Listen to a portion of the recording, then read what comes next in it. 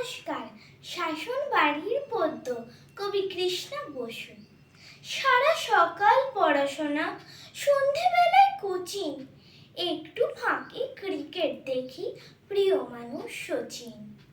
ছুটির দিনে আঁকা শেখা, আবৃত্তির ক্লাস, টাইট রুটিন, দম নেই মা, মন করে হাঁসফাঁস।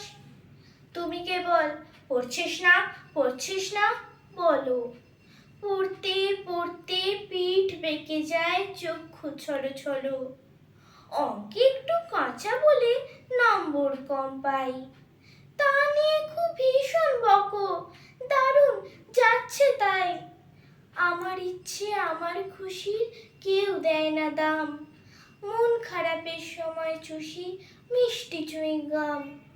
তার জন্য অনেক বকো, খারাপ আমি খুব, যখন তখন মন উড়ে যায়, মন দিতে চায় ডুব।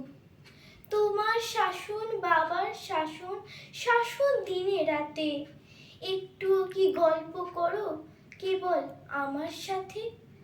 আমার জন্য দিনের খানিক সময় দিতে পারো?